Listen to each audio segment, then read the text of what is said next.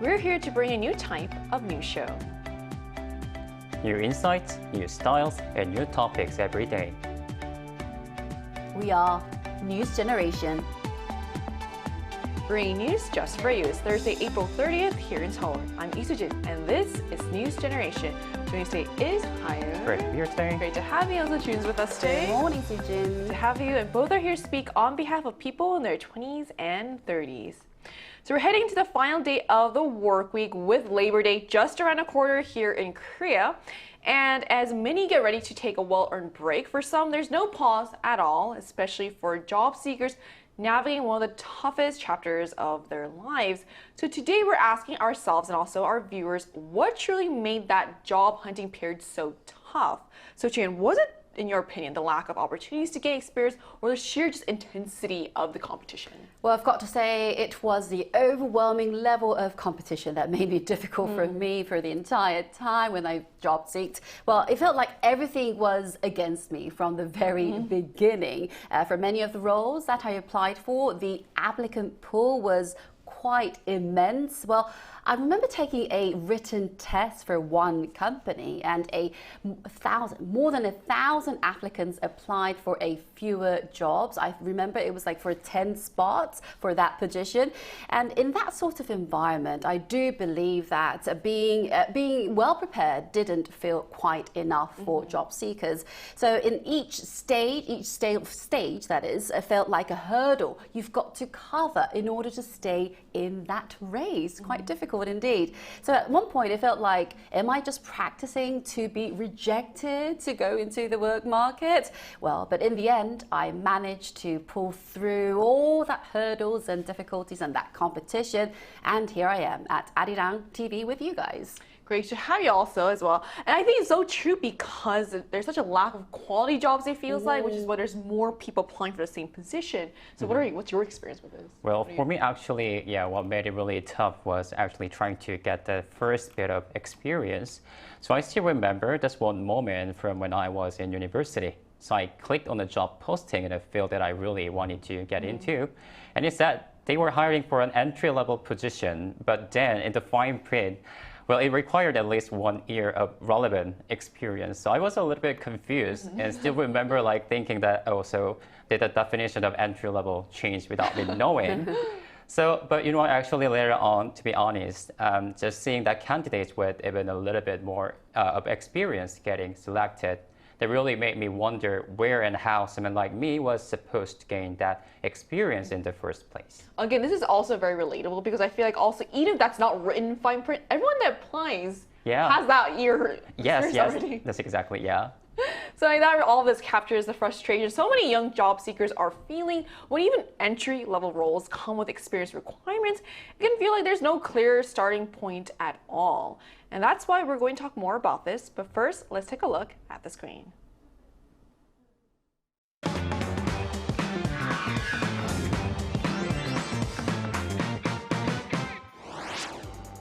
Finding a job has never been easy, but lately for some groups, it's becoming even harder to get a foot in the door. In today's uncertain job market, that struggle is showing up more clearly in the numbers. Recent data from the Bank of Korea shows a noticeable decline in labor force participation among young men. Today on News Generation, we take a closer look at what's driving this trend, the challenges it presents, and what can be done to boost youth participation in the economy. Just as you saw in a video, the job market isn't just tight, it's shifting in ways that are hitting some groups harder than others. And those shifts are already showing up clearly in the data. So what's changing in youth employment trends, June, especially, I guess, for men? Well, there is an interesting shift in the job market currently right now. Well, according to the Bank of Korea, they released a report showing that young men's participation in the labor market is actually declining.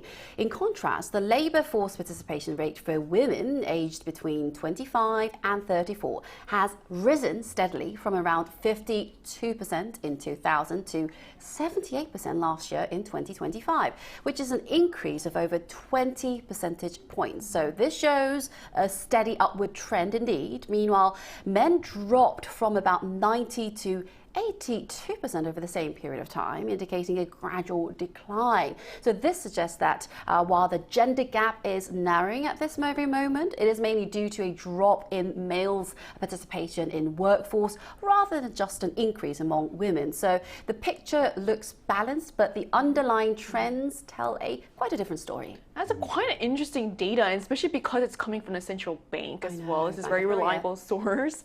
So, and that gap becomes even more striking actually when you look beyond Korea as well, and that also makes a trend harder to ignore because it's also very clear in the global context. So how does Korea compare to other countries in this, Hyun?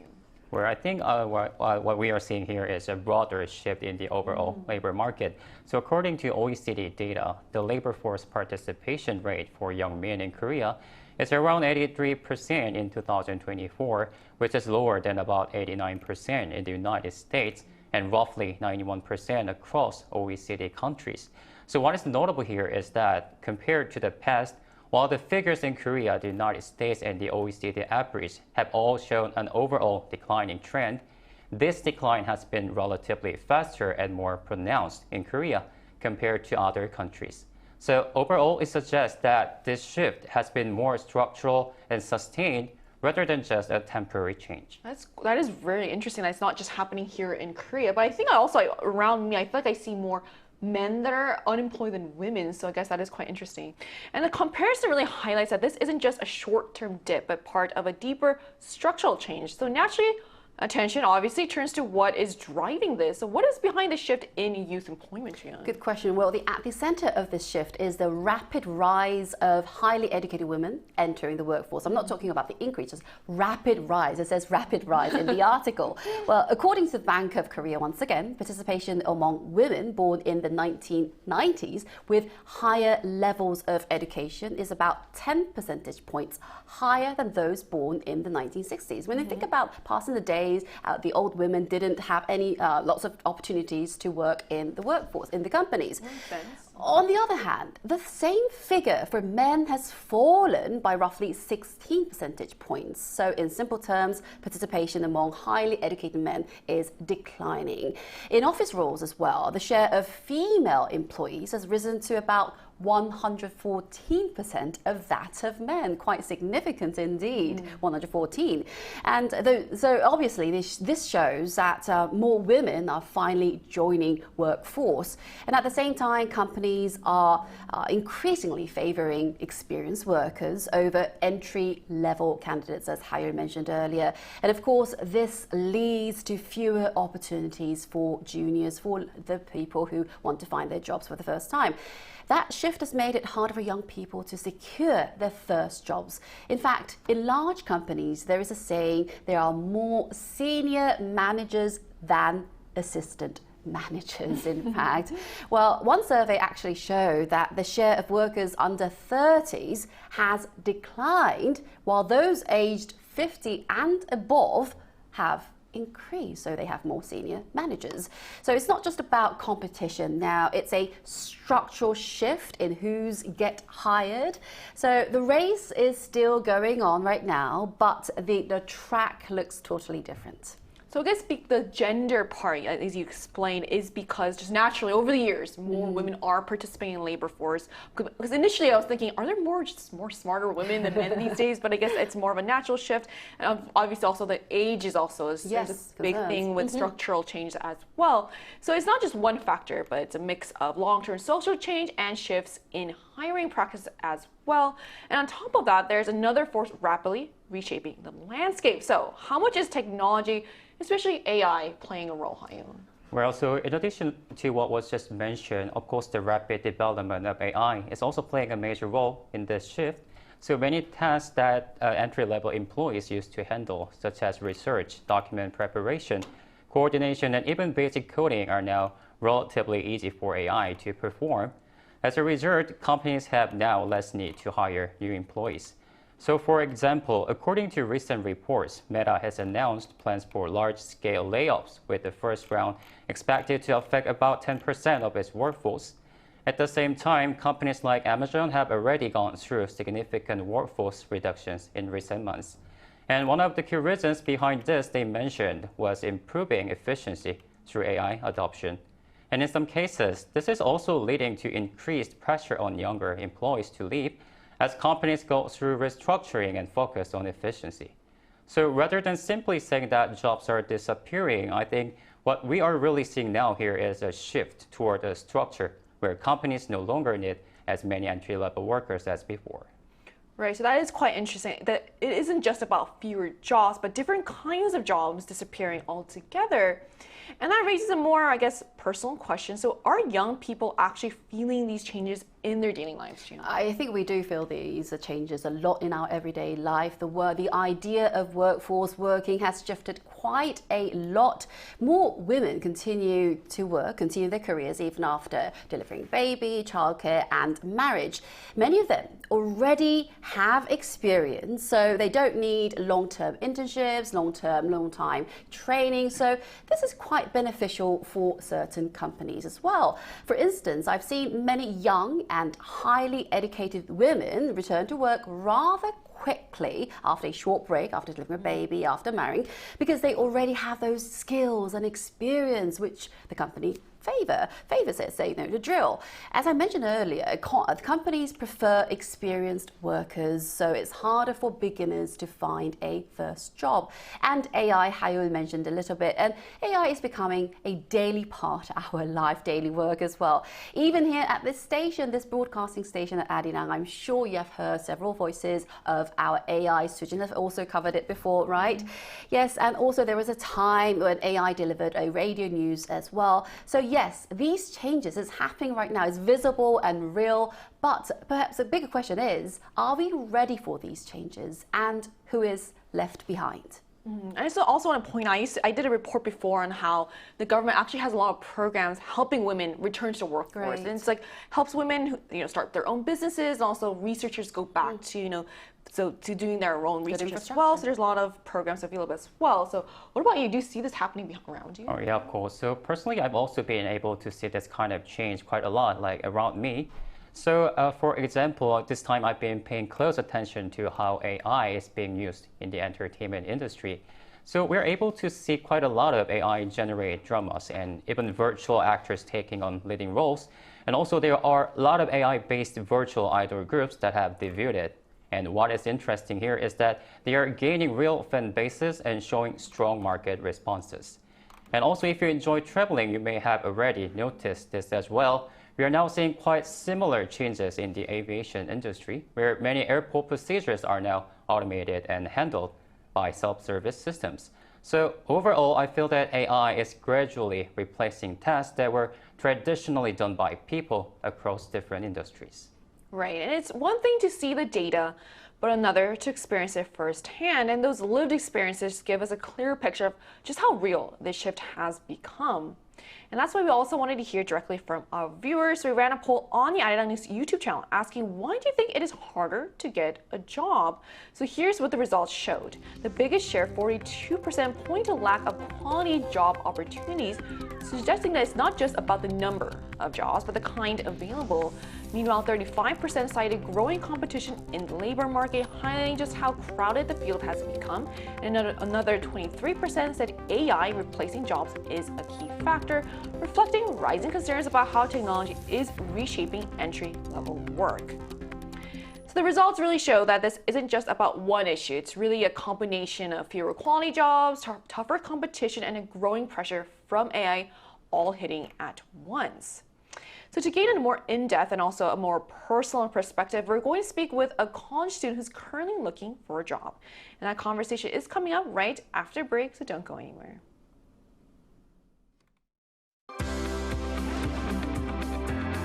NewsGen wants to hear from you. Go to YouTube and search out channel Arirang News. Click Posts and cast your vote in the poll. Make a new type of news with us. Joining us today is Hong Xiu, a college student who's currently looking for a job. So hello, Xiu. Thank you so much for connecting with us today. Hi, Xiu. Hello. Hello. So, Xiu, what has your job search experience been like so far? I haven't secured a job yet, and I've been applying whenever new positions come up. I started preparing last year, so it's been about a year overall, but I've been taking it more seriously for the past 6 months. Last year, I applied to a few public institutions just to gain some experience, but I didn't make it past the document screening stage. Right now, I'm preparing for the NCS, which is required for public sector jobs, while also looking into internships and private arts foundations. Since job openings in this field don't come up very often, I sometimes feel that there are limits to preparing on my own.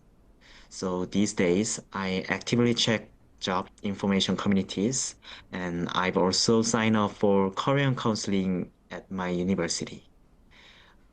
There are various support programs available for job seekers, but I think it's difficult to fully make use of them without enough information. So I'm hoping that after the counseling session, I'll have a clearer idea of what I should prepare next. I'm graduating after this semester, so I'm trying to keep preparing without a gap. All right, thank you for sharing your experience too. And my next question is, why do you think many young people feel like finding jobs has become harder? Uh, I'm not sure whether it has always been this difficult or if it has become harder recently, but I do feel that the job market is quite difficult now. Some of my friends started preparing earlier than I did, but they still haven't found jobs yet. I also have friends preparing for video and marketing jobs, and they often say that companies are investing more in AI instead of hiring new entry-level employees. Even when job postings come up, many of them prefer candidates with some level of experience. I'm mainly aiming for public institutions, so I think I'm slightly less affected by the decrease in entry-level hiring compared to private companies. However, many people around me still feel anxious, and they often say that opportunities are becoming smaller. I see you, but I'm sure you'll rock it in the job market. Well, what practical solutions are most needed in order to support young job seekers like you? Uh, I think there are already quite a few support programs available, including programs for education, employment, and even starting a business. However, the difficult part is actually finding out what support is available and how to use it. I've sometimes thought that it would be helpful to have a service where job seekers can see all the support they can receive in one place. Of course, such a service may already exist, and I may just not know about it. Personally, I think the bigger issue is that companies seem to need fewer entry-level workers overall. So I'm not sure if simply increasing support for young job seekers would be enough to solve the problem. While preparing for jobs, the biggest difficulty that I and my friends have felt is that there are not many job postings we can actually apply to. And I don't think this is something that can be easily fixed through policy alone. AI is developing very quickly, and there is growing concern that fewer workers will be needed in the future. So I think we need more discussion about how society should adapt to these changes. I think it's still really impressive that you're already working so hard and looking at the resources that are available. So, yeah, so thank you so much for coming on today and sharing your experience. And I wish you the best of luck with everything that's coming up. Thank you. Thank you.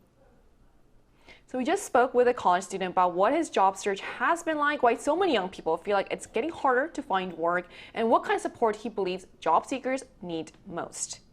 And what he shared reflects a broader concern that goes beyond individual struggles.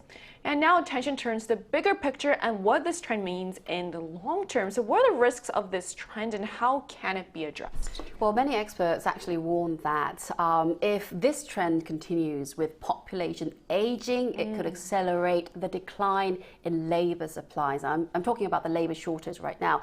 Well, in particular, considering that a significant number of young men who have left the economic activity are still inactive, it may remain difficult for them to re-enter the workforce in the future. It can also have those increased inequality because people lose just skills and confidence if they don't work for a certain period of time.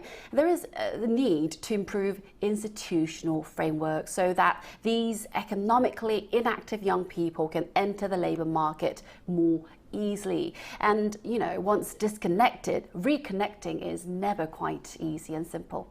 Right, and that does raise a serious concern. If young people remain disconnected from the labor market, it could deepen structural challenges down the road, especially as Jun, you said earlier, there are more older people right now in the labor force force. So if they retire, then we'll have a huge gap. And that's why solutions need to go beyond short-term fixes. So how should we prepare young people for a changing job market? So I think one important response to this is strengthening education related to new technologies like AI. So if more people can have equal access to this kind of education from public systems, it could help them adapt more effectively to these changes. And at the same time, now we are living in an era where our knowledge quickly becomes outdated.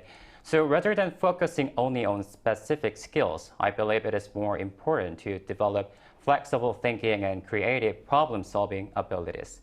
And lastly, I think what really matters here is not just how quickly we learn new technologies, but how well we adapt to those constant changes.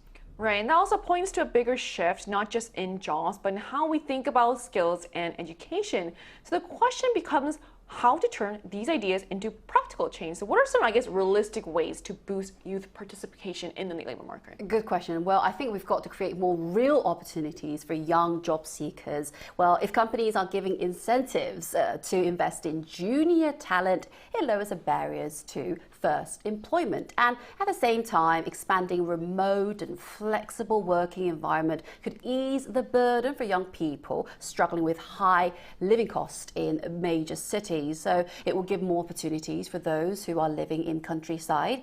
Well, this helps young people find jobs without being tied to location. And another option is to expand job matching platforms that connect young people directly with real and short-term projects. In the end, it's about making it easier for young people to find job and keep going. It's not just about their ability, but about getting a foot in the door. Right, accessibility is so important when you're just trying to get started. So do you have any other realistic tips? Well, first, I really totally agree with Ju Hyun's idea. I think those are really strong and very practical ideas. And to be honest, I think I understand that using AI can be much more efficient, especially in terms of both time and cost. But I think it's also important that we do not rely on it too quickly or too much, especially in areas where people can still play a meaningful role. So finding the right balance between technology and human contribution will be key moving forward. Right. So it's clear that for many young people, breaking into the job market is no longer just difficult, it's increasingly uncertain. And addressing this will take more than short-term fixes, but real changes in how we hire, train, and support the next generation. And ultimately, creating a fairer starting line may be just as important as creating more jobs. And that brings us to the end of today's episode of News Generation, but News Gen will be back on Monday, 10:30 a.m. Korea time after the Labor Day break and the weekend. So big thanks to Hayo. Always my pleasure. And also Chion. The pleasure is mine. And to your viewers, thank you so much for watching. Hopefully your next opportunity opens the door and not adds another barrier. We are News Generation.